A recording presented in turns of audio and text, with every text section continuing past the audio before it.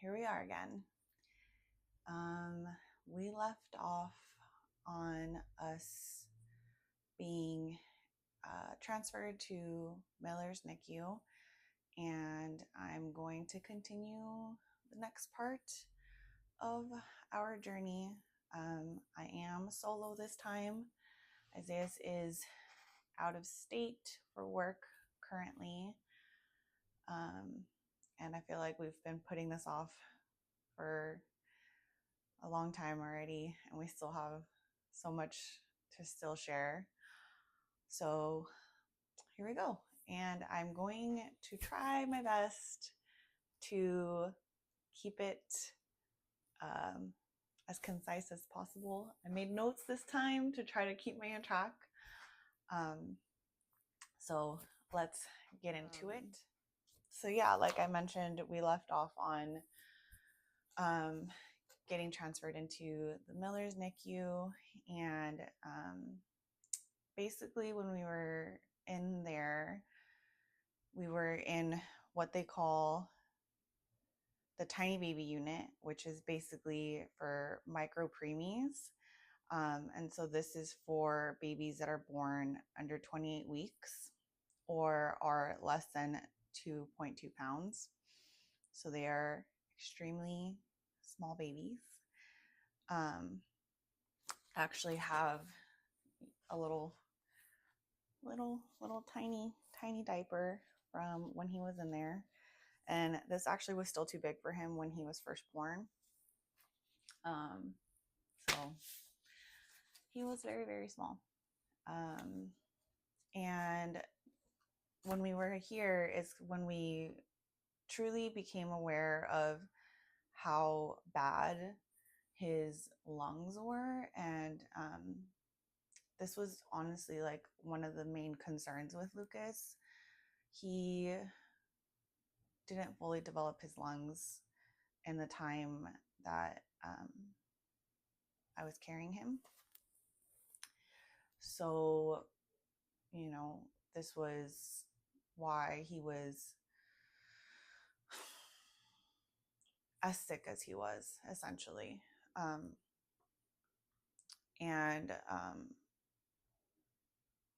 Sorry. This is why we weren't able to hold him in the beginning. He was put on what they call an oscillator, which is a type of vent for these situations. And basically how an oscillator works is, instead of delivering large, slow breaths like a conventional ventilator, an oscillator generates rapid, small oscillations of air. So it's like high frequency of breaths. And this machine, basically, when the baby's in the incubator, like they can't really move them. So I'll be back. that's Okay? why they don't recommend for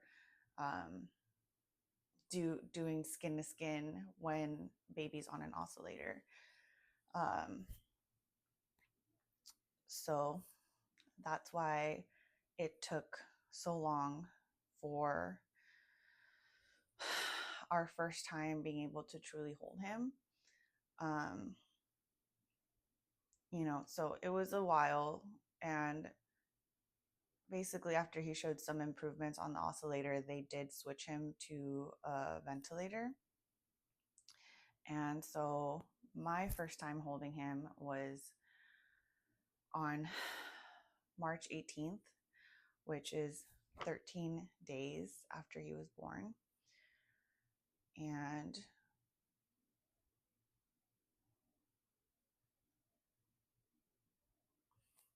I feel like that was really the first time it felt real for me.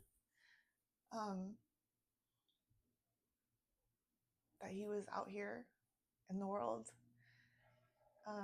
And just how delicate he was. Just this like little tiny thing, like smaller than my hand. Lucas, Yeah. I am your father. It's kind of like, get it, Luke? just, I am your father. No, get it, Lucas. oh I don't gosh, think he gets it. He's not. again, He's not trying to not reacting. go on a tangent. So yeah, that was my first time holding him. And then Isaiah's got to hold him the next day. And basically after that, we tried to hold him any chance we got. Anytime that we were there, we would take turns. Um,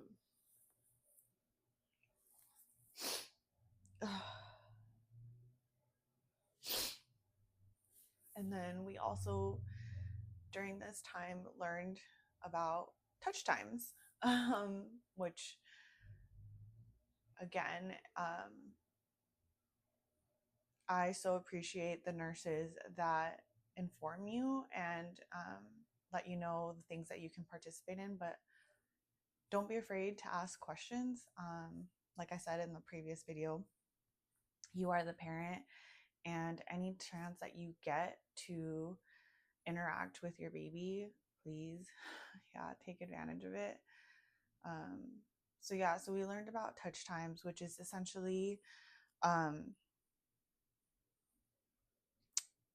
when they do the diaper changes, the temperature checks. Um, you know, they might do like a little bath for your baby, things like that. And they typically try to do these as little as possible because they don't want to disturb baby or like agitate them. So it's usually, depending on your situation, usually at least two per shift. So I guess like 4 times a day. Like the daytime nurse will do two touch times, and then the nighttime nurse will do two touch times. Typically, it all depends on how your baby's doing. But you can, as a parent, participate in these. You just have to ask what the schedule is, and sometimes it does change depending on what the doctor is saying, or how the baby's doing. But typically, there is a schedule that they try to maintain. And so, yeah, it's a way for you to connect with baby and to feel more like a parent, honestly. Like, yeah, again, trying to not go on a tangent and get super emotional, but it is really your opportunity to interact with your baby and, be able to kind of feel a little bit normal as a parent, even though it's totally not a normal situation. And it is very scary because you're handling this little fragile thing that should be in your belly. Anyways, so yeah, if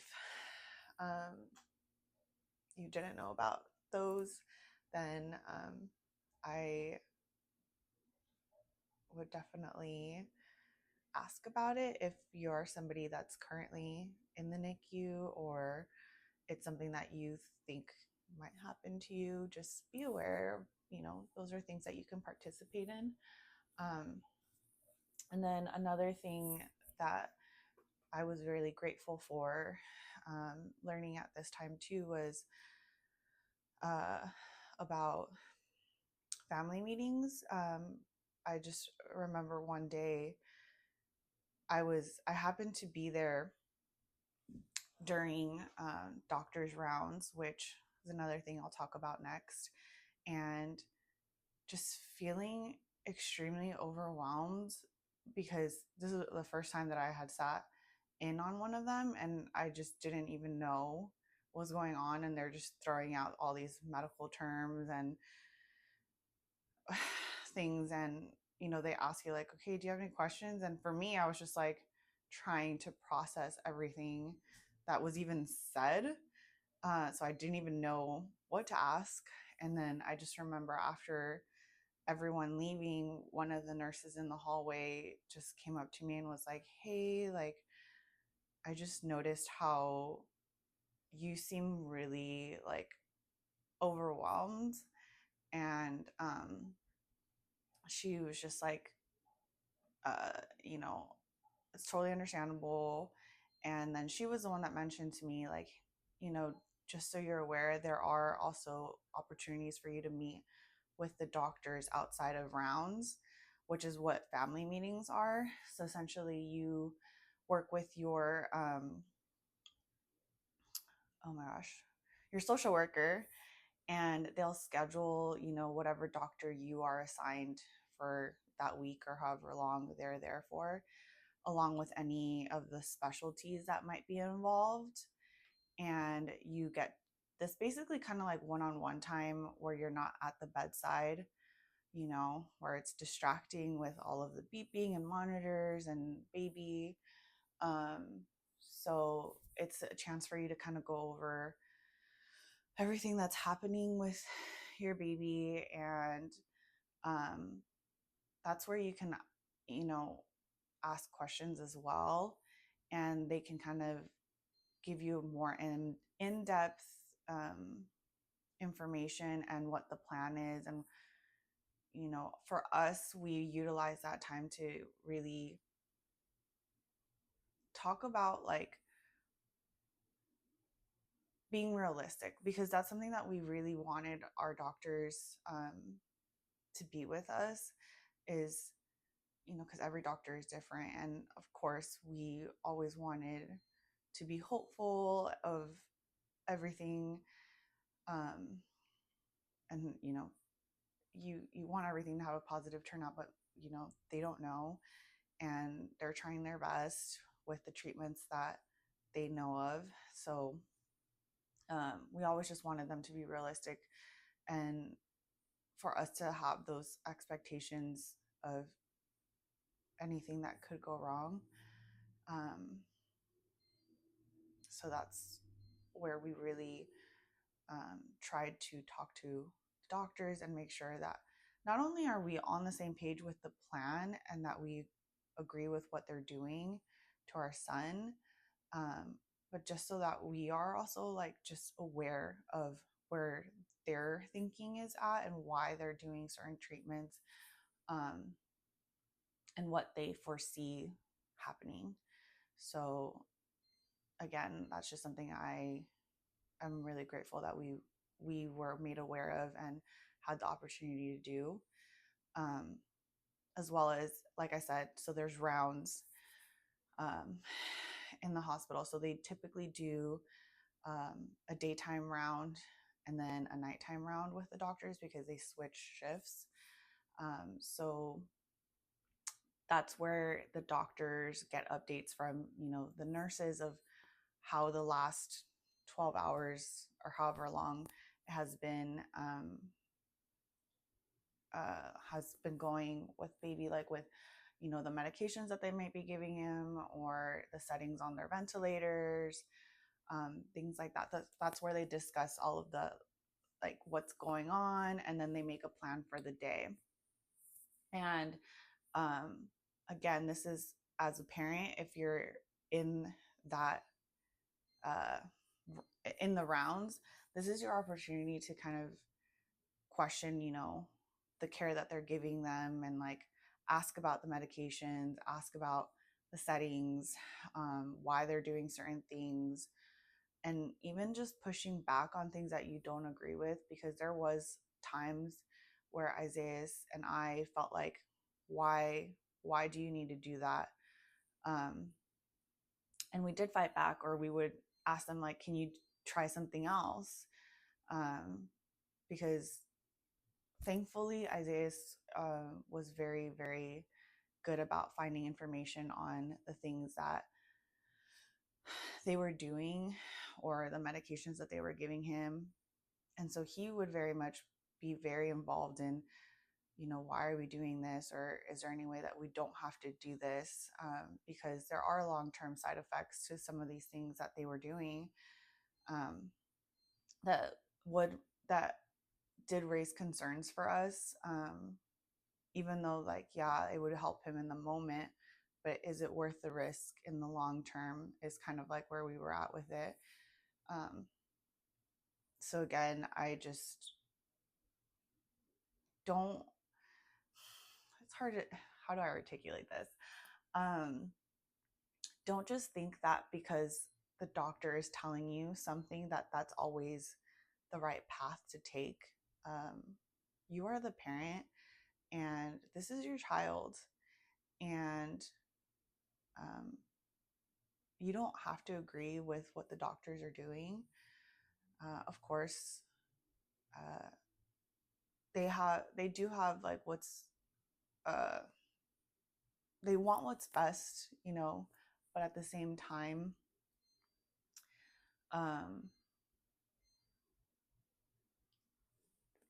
I feel like sometimes with doctors, they lose sight of, sometimes the humanity of it because unfortunately, yes, they do see a lot of patients and um, it's a lot on their plate, and so they're very much in that kind of mindset, if that makes sense.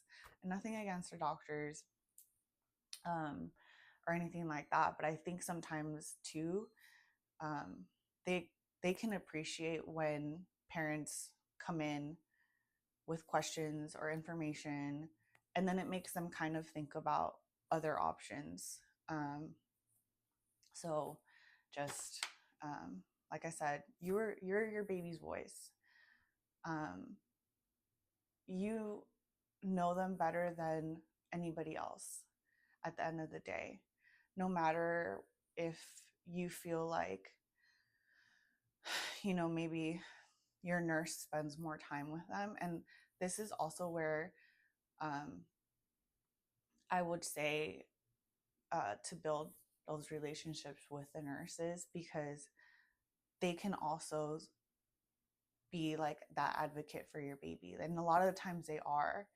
It is amazing what these nurses do on a day-to-day basis and how much they fight for these babies and what they basically treat them like their own children. And I'm so grateful for that. And I'm so grateful for the nurses that consistently took care of Lucas and that we had the opportunity to have 4 primary nurses, which we know is not always the case. And it's very hard on them to accept being a primary. So shout out to y'all. You know who you are if you're watching this. Isaiah and I are eternally grateful for you and we love you very much. And honestly, couldn't have done it without you. Even the nurses that weren't our primaries and just consistently took care of Lucas, like words can't describe how amazing we feel that you are. And like, you're always going to be part of our family. Anyways, um, yeah, if you are able to have a primary nurse and they accept, I couldn't recommend it anymore. Like, it just gives you a peace of mind that someone you trust is taking care of your child. Um, if you can't be there that day, um, it makes a world of a difference, honestly, especially with us, because we live so far, even though we were there all the time. Uh, yeah, and don't take it personally if a nurse says no to you because it is very, very draining on them. Um, I can't I can't even imagine, those ones that do this, especially like with like our case, we were a long-term case. And so those that accepted to be a primary for us, they knew that they were going to be in it for a long haul. And that was a lot of the reasons why we got turned down by so many. We asked so many people because like I said, we really loved a lot of the nurses there. Um, but it's totally understandable as to why they turned down people because it's very emotionally and draining. And I again, those ones that do say yes, I'm so grateful for you. and so appreciative. And I just hope you all know how amazing you are for what you do. So thank you.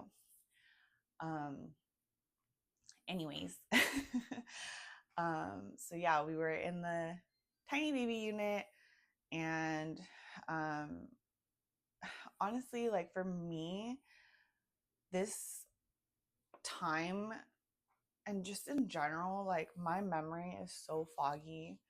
Um, so I don't have very vivid recollections of things. Um, I feel like Isaiah's has a way better memory than I do when it comes to all of this, and even just in general. um, but I do recall that this was a time as well when he had his first surgery, um, which I had to ask Isaiah what it was called because I couldn't remember, and he was actually the one that was there that day when it happened. Um, so it was a PDA ligation surgery, which is a procedure to repair a patent duct arterius. Um, and yeah, I remember them showing concern because Lucas was like just extremely swollen and retaining a lot of liquid. And so then that's basically when they found out that it was like something that was like leaking. So that's why they had to do the surgery. And um, yeah, that was his first little scar that he had on his back. And yeah, it was really sad because, it's just a little tiny thing. And yeah, just having him have to go through that at such a young stage of life is so heartbreaking and scary. Um, I mean, like I said, for me, like I don't really remember much of this time in the NICU. And I don't know if maybe I've blocked a lot of it out now that it's been a year since we lost him. So yeah, it's just um,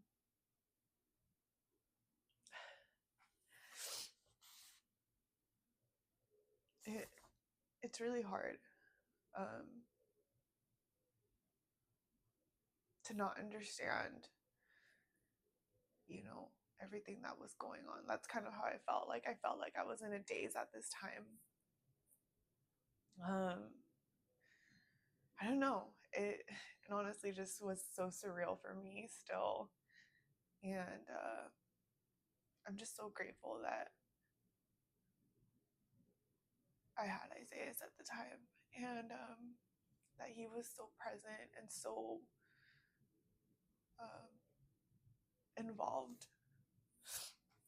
because I feel like I couldn't. It was really hard for me personally to take in all of the information and everything that was happening. Um, yeah, so I don't know what I would have done without my husband's support. Um, so one thing I will say is that being in the NICU, um, it takes a toll on mom and dad. And if anyone is going through it alone, I am so sorry. I cannot even imagine. Um, but there are so many resources and support groups out there. Um, yeah, I mean, it's hard. It's hard when you're in it for sure, and you feel so. I can't think of another word, but it's just everything is overwhelming, and there's just so much to take in. and to process and, um, give yourself and give your partner or whoever is going through it with you grace, because it it's just it's not easy. And not only are you like sad and angry, and it's just a roller coaster of emotions. um and so it's hard to find that partnership in that time. um you're not always going to be on the same page. You might disagree, you might not be able to even communicate with each other. And something that was told to us is, there are a lot of families that get torn apart when they're going through this. So I can't say it enough, but I'm so grateful that that's not what our situation was, um, and that we both were able to support each other. But yeah, I mean, honestly, seek support, um, communicate, uh, just know you're doing your best if you're going through it. And yeah, I think I'm gonna kind of leave it at that. But I will say at that time, for me, I felt extremely shy and I struggled a lot to speak up. It took me a long time to really feel like I had a voice. Um,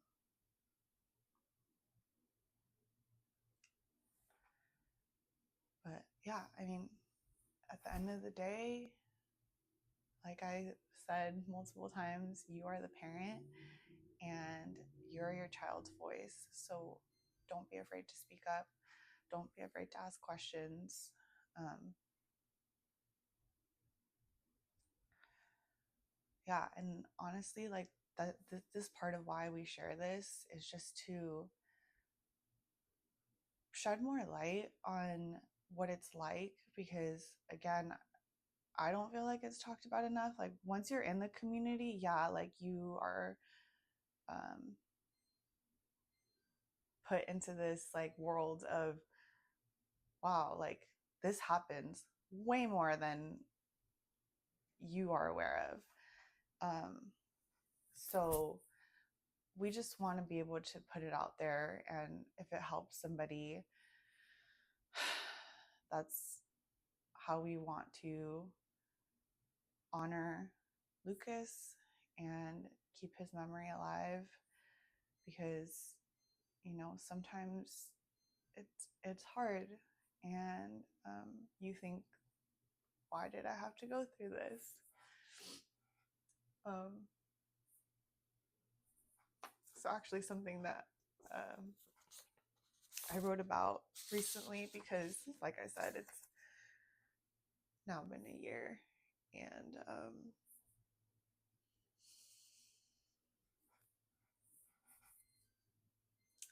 it doesn't get easier. It really doesn't.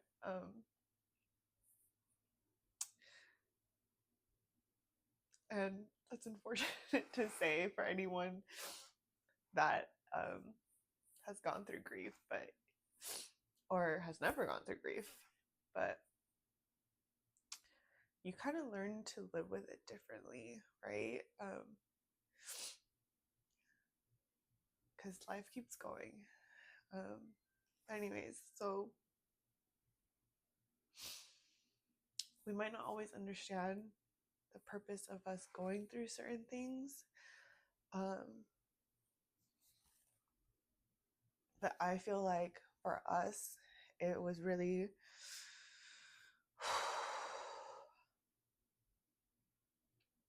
to be able to help other people that are going through similar journeys, and to be able to spread love and kindness, because that's just something that I strongly felt during this experience. Um, even though, yeah, like there's so many things to be sad about.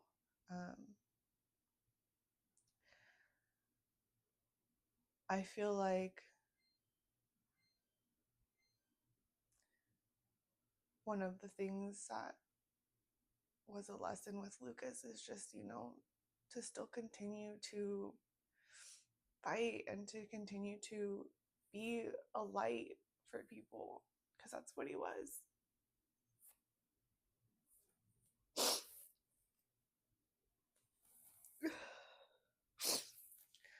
And through this, like, I feel like both Isaiah and I have been able to connect with people and like be able to be there and let them know that,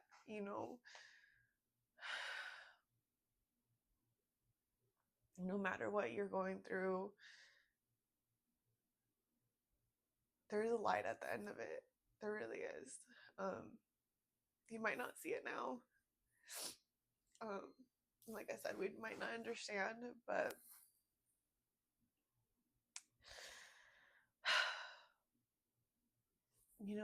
through all of our trials and tribulations, there's a purpose.